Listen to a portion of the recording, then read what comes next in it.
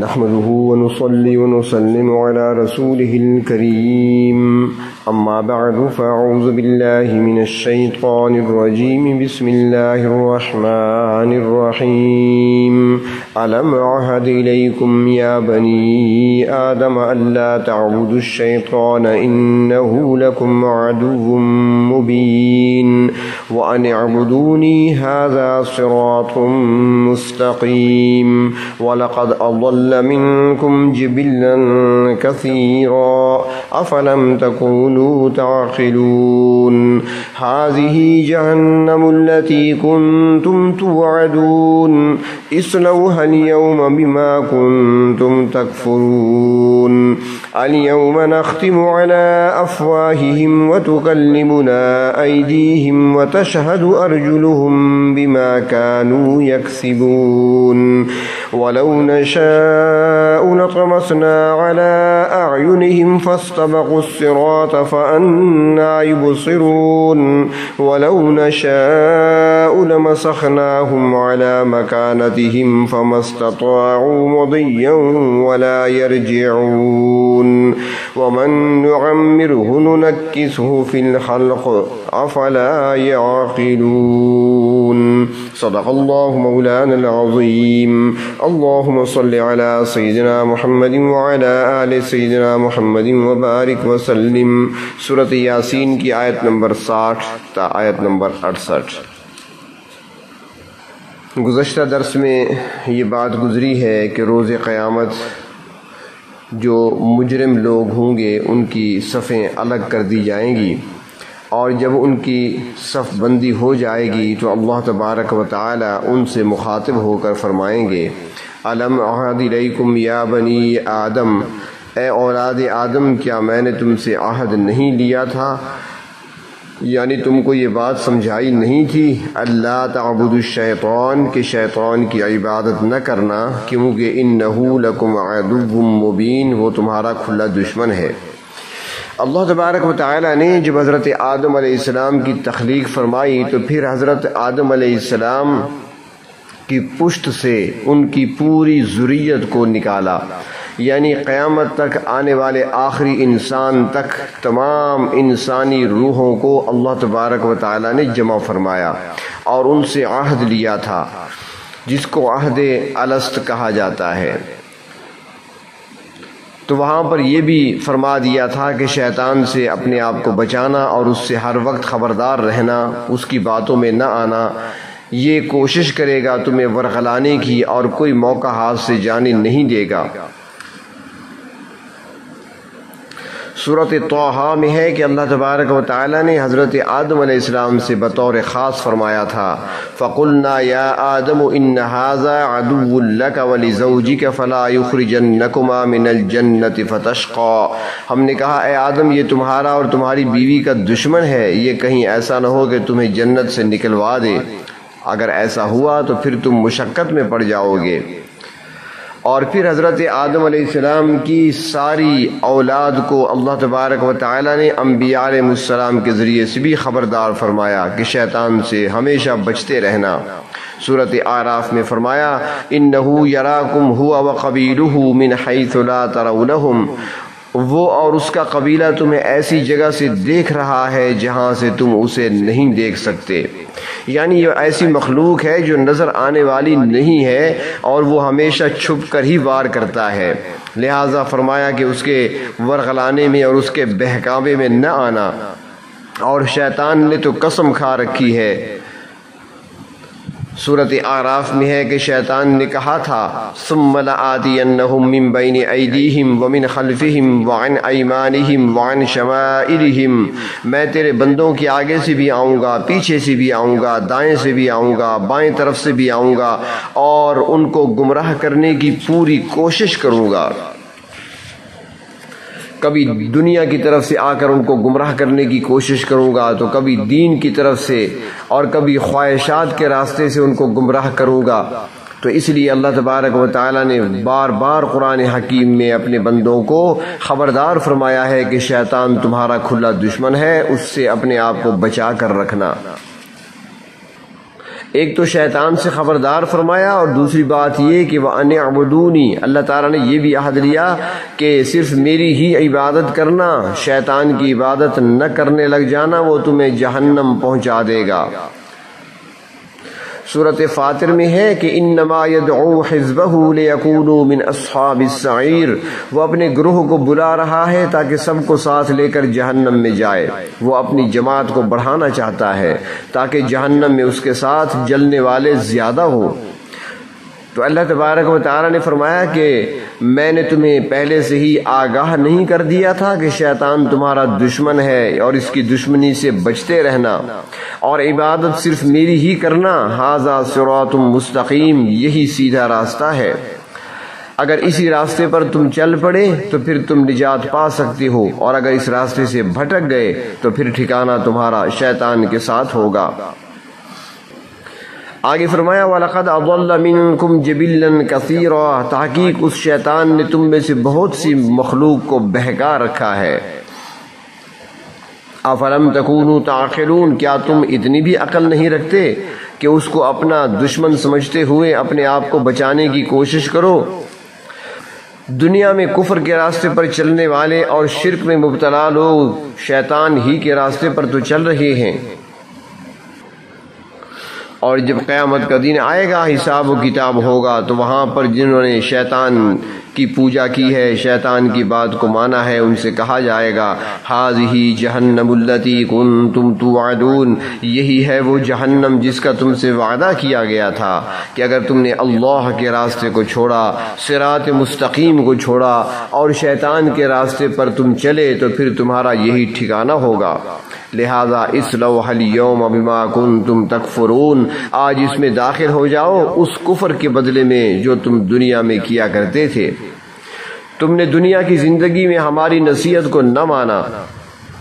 ہماری باتوں پہ کان نہ دھرا، اور تم شیطان کے نقش قدم پر چلتے رہے۔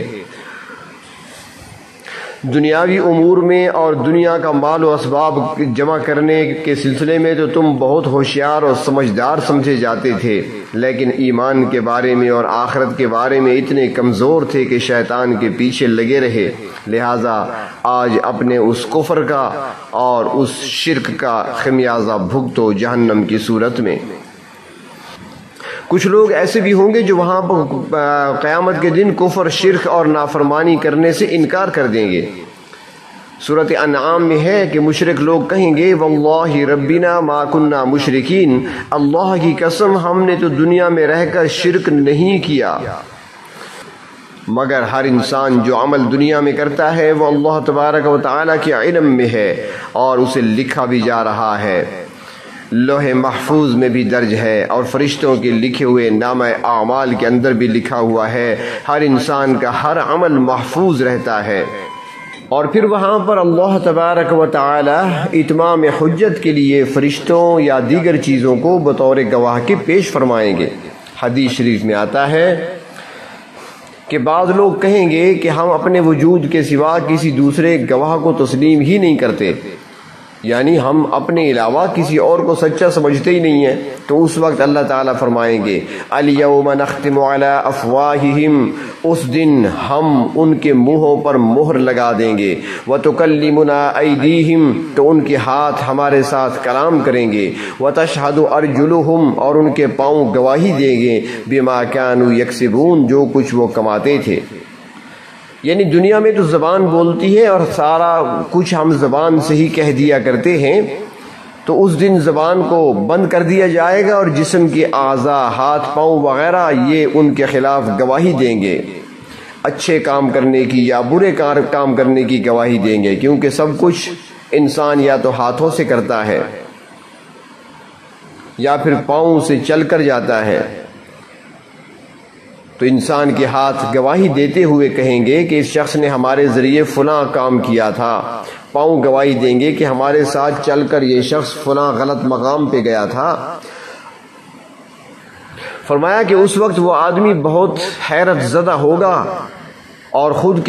جب دیکھے گا کہ خود اس کے اپنے اعضاء ہی اس کے خلاف گواہی دے رہے ہیں تو پھر وہ اپنے جسم کے اعضاء سے مخاطب ہو کر کہے گا کہ میں نے تمہیں ہی سزا سے بچانے کے لیے جرم کا انکار کیا تھا، مگر تم نے خود ہی راز فاش کر دیا، اب تمہارے بچنے کی کوئی صورت باقی نہیں رہی۔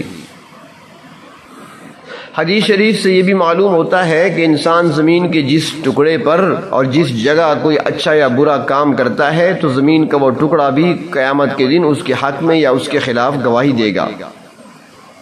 اور وہاں ارد گرد کی جو چیزیں ہیں وہ بھی گواہی دیں گی۔ اس لیے حدیث شریف میں یہ بھی آتا ہے کہ جب اذان کہنے والا اذان کہتا ہے تو اذان کہنے والے شخص کے حق میں اس کے دائیں بائیں کے تمام شجر و حجر گواہی دیں گے۔ اسی طرح جو حج کا تلبیہ پکارتا ہے تو اس پکارنے والے کے حق میں بھی زمین کی تمام چیزیں گواہی دیں گی، اور یہ ساری چیزیں اس کے حق میں گواہی دیتے ہوئے کہیں گی کہ اے پروردگار، اس شخص نے آپ کا نام بڑے احترام کے ساتھ بلند کیا تھا۔ سورۃ حامیم سجدہ میں ہے کہ حتی اذا ما جاؤوها شہد علیہم سمعهم وابصارهم وجلودهم بما كانوا يعملون، جب مجرم لوگ اس مقام پر آ جائیں گے تو ان کے کان، آنکھیں اور کھالیں گواہی دیں گی کہ یہ دنیا میں کیا کچھ کرتا تھا۔ تو وہ لوگ اپنی کھالوں سے یعنی اپنے جسم کے چمڑے سے، کھال سے کہیں گے کہ تم ہمارے خلاف کیسے گواہی دیتی ہو، اور آج یہ قوت گویائی تمہیں کہاں سے حاصل ہو گئی؟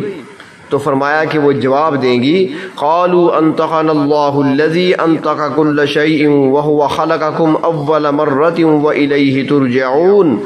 کہ ہمیں اس اللہ نے قوت گویائی عطا کی ہے جس نے ہر چیز کو یہ قوت بخشی ہے، یہ وہی ذات ہے جس نے تمہیں بھی پیدا کیا اور پھر تم اسی کی طرف لوٹ کر جانے والے ہو۔ آگے فرمایا وَلَوْ نَشَاءُ لَطَمَسْنَا عَلَىٰ أَعْيُنِهِمْ، اور اگر ہم چاہیں تو ان نافرمانوں کی آنکھیں ہی ضائع کر دیں، فَاسْتَبَقُوا الصِّرَاطَ فَأَنَّىٰ يُبْصِرُونَ، پھر وہ راستے کی طرف دوڑنا چاہیں گے مگر انہیں کچھ نظر نہیں آئے گا۔ اللہ تبارک و تعالیٰ اس بات پر قادر ہیں۔ حضرت لوط علیہ السلام کی قوم پر جب سزا کا وقت آیا تو فرشتے کو حکم ہوا کہ اپنا پر ہلاؤ، جب ایسا کیا سورۃ قمر میں ہے فَطَمَسْنَا أَعْيُنَهُمْ، تو ہم نے ان کی آنکھیں ہی ضائع کر دیں، وہ سب اندھے ہو گئے۔ تو یہاں بھی فرمایا کہ اگر ہم چاہیں تو مجرموں کو اندھا کر دیں، اور اللہ تعالیٰ نے یہ بھی فرمایا وَلَوْ نَشَاءُ لَمَسَخْنَاهُمْ عَلَىٰ مَكَانَتِهِمْ، اور اگر ہم چاہیں تو ان کے ٹھکانوں پر ہی ان کی شکلیں مسخ کر دیں۔ اور ایسے واقعات پہلے دنیا میں پیش آ چکے ہیں۔ اللہ تبارک و تعالیٰ نے کئی ایسی نافرمان قوموں اور ایسے کئی لوگوں کی شکلیں بگاڑ کر انہیں بندر اور خنزیر بنا دیا تھا۔ سورۃ المائدہ میں اہل کتاب کے بارے میں فرمایا وَجَعَلَ مِنْهُمُ الْقِرَدَةَ وَالْخَنَازِيرَ، کہ ان کو بندروں اور خنزیروں کی شکلوں میں تبدیل کر دیا گیا۔